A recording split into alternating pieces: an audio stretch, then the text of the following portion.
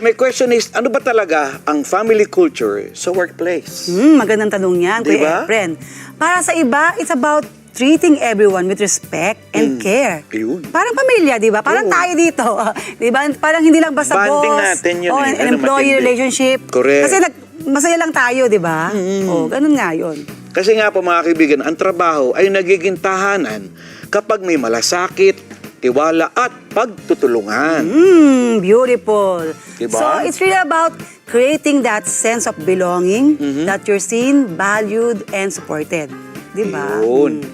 Pero, paano nga ba ginagawa ito sa totoong buhay? Yun ang gusto natin Yes, malaman yun eh. nga yun. That's what we'll explore next, mga kaibigan. Yes. Kaya naman Okay. ngayong umaga, meron kaming mga guests, of course. Ano po yun? Ayan, papakilala ko sa isa-isa. Ayan, Ayan. so, may we call Do the on honor. John J. Reese, ayan, Villamil, Training Executive. Ayan, hello, good morning. Good morning po, ma'am. John J. Ayan. At syempre, meron tayong si Jenaira Ferrer, Executive Secretary. Ayan. Good Hello, morning. good morning. Hello po. Okay, next we have Shirley Ira. Ayan, she's a model branch manager. Ayan. Good morning. Hello, good Shirley. morning. And we have Crisanta Flores and Maricel Laito. Ayan. They are production heads. Ayun. Good Hello, morning. Good morning. And Morning, Maricel. morning po. And of course, say it. Yes. Ito ngayon, ano siya natin ngayon? Speaker and ating coach. Last but not the Yes. least, ika nga. None other than Sir Benny Flores, motivational Ayan. speaker. Yan. Yan, magandang umaga uli sa Ito ang Tahanan, sa lahat ng nanonood. Magandang umaga po sa inyong lahat. At magandang umaga, Kuya Efren, Yan, at sa morning. lahat po Yan. ng ating mga guests. Benny. Siya. Siyempre, welcome po sa Ito ang Tahanan and you built an environment where people feel like family. Parang sa amin. Anyway, paano ba sa inyo? Paano ba yung pag ba narinig yung family culture in your organization, ano ba sa inyo to? Bali, sa akin po, Sure. hindi lang po siya, yes po. Hindi lang po siya about work. Sa amin po is bumubuo rin po kami, nagbubuo rin po kami dito ng samahan na dito yung tiwala, respect, and then yung malasakit po para sa isa't isa. Yan. Sa amin po kasi ang family culture kapag, syempre, ang isang tao po ang pinupunta lang pag may work is bahay and then office. So si office parang nagiging second house na siya. Yes, So to some tama. attitudes natin sa bahay na dadala natin sa office but still there is a limit pa rin. So kapag work time. So minsan nga po pag tahimik na kami, nakafocus kami, sasabihin na lang namin, nakakabingi yung tahimik ah. Parang syempre focus, work It is work happens pa rin. talaga yun. Yes eh. po. Oo. Based on our experience din po. So, sa katulad din po ng sinabi ni Sir John, so parang yung tahimik talaga sa amin super nakakapanibago po. So, kumbaga, hindi po normal sa aming lahat ni Ma'am Maricel, Ma'am Chris. So pag tahimik po yung environment po namin, dun po mas napapansin po talaga na yung na babanggit po yung mga personal life. Talagang dun po mabubuhay po talaga yung mga dugo po namin na talagang as in. Yan. Pag halimbawa po, trabaho.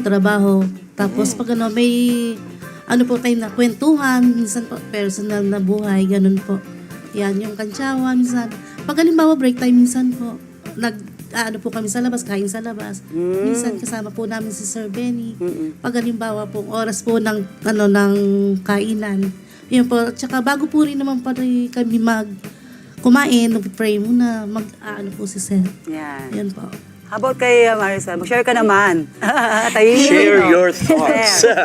Ano po kasi, yung sa akin po kasi, yung dati ko po kasing work, more on sa ano po kasi ako, yung mga electronics po talaga. Bali, ngayon lang po talaga ako yung ganitong po, nature ng work po. Malaki po talaga yung difference po talaga. Kasi dun sa dati ko po talaga is trabaho po talaga, as in 12 hours, minsan 12 hours ka talaga nakatayo. Ang laki po talaga ng pagkakaiba. Sir Benny, ano ba sa'yo family culture? Siguro sa dami na rin ang dinaanan kong trabaho, naging fast food crew ako, factory worker.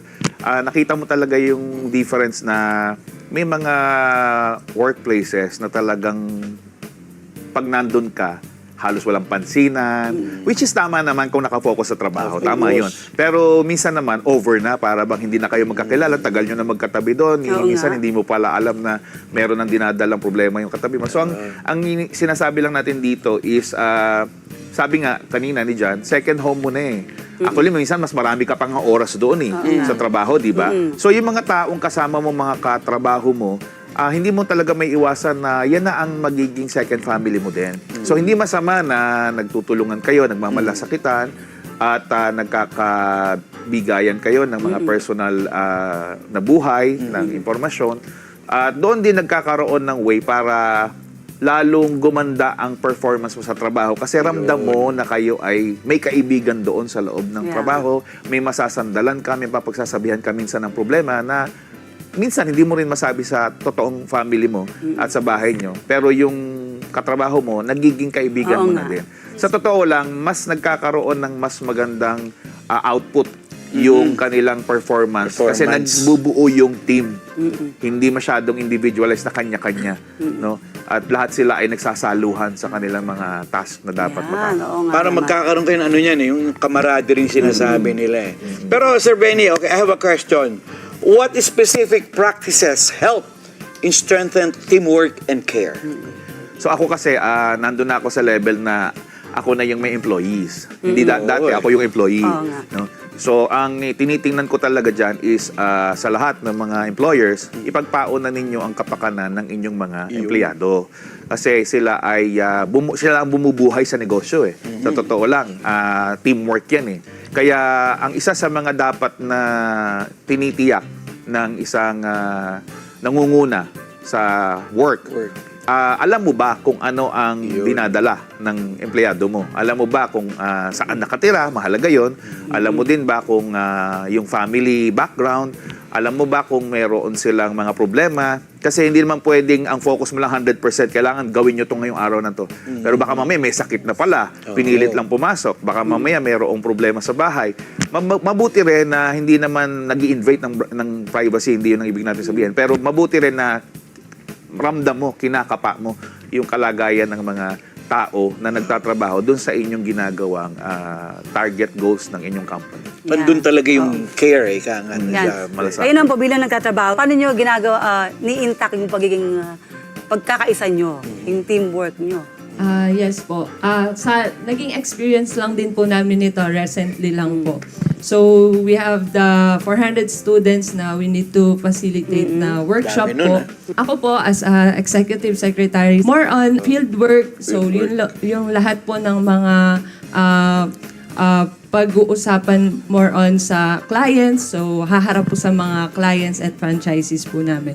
So, dito po, doon po sa naging experience po namin na to, is yung mga students po na iwa-workshop po namin is more on AR robotics and the 3D printing po and 3D modeling and design. So, ang na-experience po namin dito is based on, lumabas po dito yung tulungan po talaga namin lahat. sobrang dami. Kami po Yun eh. as in, as a secretary and si Ms. Shirley as a facilitator and the production po. So, nagtulungan po kami na ma-build po yung mga chassis na kailangan po namin. So, nagkaroon po kami ng additional knowledge. So, dun sa additional knowledge na po na yun is meron pong tinuruan po kami na Ma'am Chris and Ma'am Maricel on how to build robotics sa mga Arduino and the other stuff po na more on robotics po talaga. So, nag-build po kami ng robot na pinag-aralan po namin lahat kung paano namin may i-guide ng maayos po sa mga students na ipafacilitate po namin. Okay. Para bang kahit hindi nila trabaho na, parang kahit hindi nila alam, dahil kailangan, sa halip na magreklamo, o kaya sa halip na sabihin hindi ko trabaho yan, lalo silang nagtutulungan. So, Sir Benny, how do you balance professionalism and Yan. emotional connection? Yan. Yan. Mahirap yan. Pag-usapan muna natin, bakit ba talaga nasa work? Oo nga. O kasi nga, meron kang task na dapat i-contribute doon sa dapat ma-accomplish nung business man yan, o trabaho man yan, o services man yan. So kaya tayo pumupunta sa work is we have to contribute yung skills na meron ka, kaya ka nandun. No? So sa bawat araw na nandoon ng bawat isa, kailangan nakafocus doon sa achievement nung particular goal for that day. Meron tayong goals for the week, Yeah. meron tayong goals for the month, for the quarter, and semi-annual and annually. Maliwanag yon sa mga employees. So, yung professionalism doon pumapasok eh. Yun. Sa amin kasi, hindi kami mahigpit. No? Kahit nga late, di namin yung kinoconsider na late.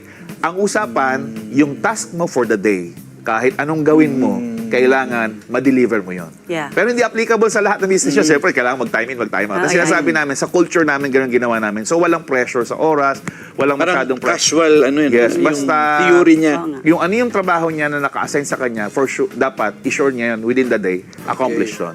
No? Kaya minsan sila, nakakatuwa din dahil nga minsan, ano na talaga, minsan ako na pumipigil o umuwi ka na, bukas na yan kasi ayaw magsiuwi, gusto nilang matapos. So, ibig sabihin, na-enjoy nila yung trabaho. Ngayon, pagka naman break time, o kaya malimit, lumalabas kami, sa labas kami kumakain talaga, para ma-build talaga yung aming family nature.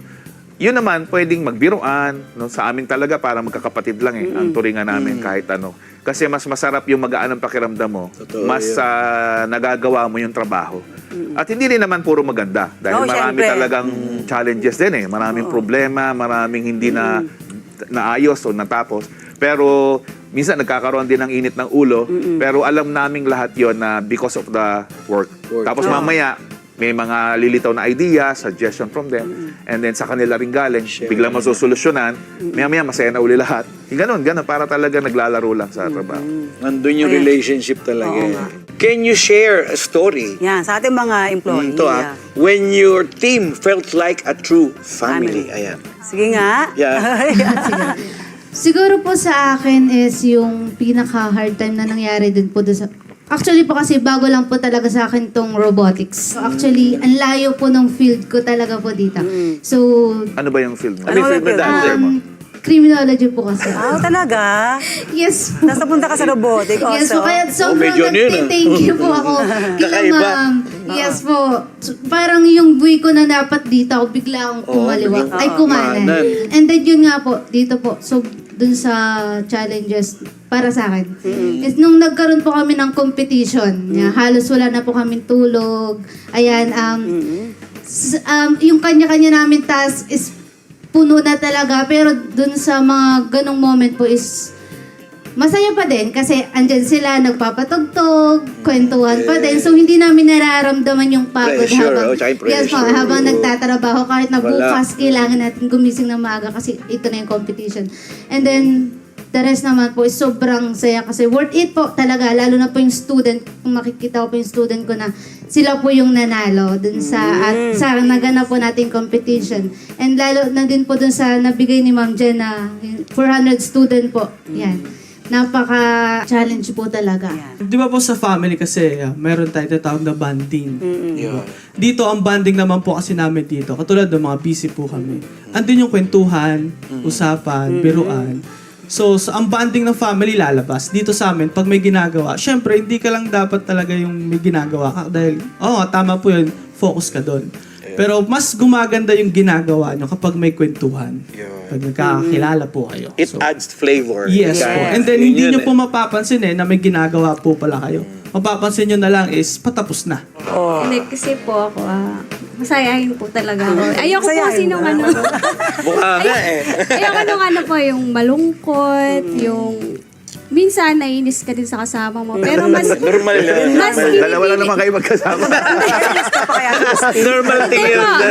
mas pinipili mo pa rin yung peace of mind mo. Yun, Kaysa dun importante. sa parang yung pride mo. Kasi isipin mo pag nagalit ka or nainis ka, wala din naman mangyayari, di ba? Kaya mas maganda pa rin piliin mo lagi yung peace of mind mo. So, paano pumapasok yung pagiging pamilya? Yung pamilya. Turing mo sa kanila. Yun po, parang mga ano ko na yung pamangkin. Kaya ano po, Pwede. yes po, ano, mababait po talaga sila lahat po. Yun lang po masasabi ko. Yan. Parang sa atin, pag may sakit ako or ano, di ba? Agad sasabihin nila, lalo na si Ate Cynthia, Shea, uminom ka na ng gamot. Ganun yun. Ganun. Ayan, wala kang ano, pahinga ka naman. Pabipi ka na. Ika nga nandun talaga yung care. Yan. Sir Benny, matanong ko Pag lang. nahihilo na. Ayan. Pag may sakit ba sila, yan. Yes po. pinapapauwi mo na sila? Po naman yan. Actually, ano pa nga Minsan, nape-prescribean mo na, kailangan inumin mo to. Kasi minsan ito, malimit itong mahilo. High blood na.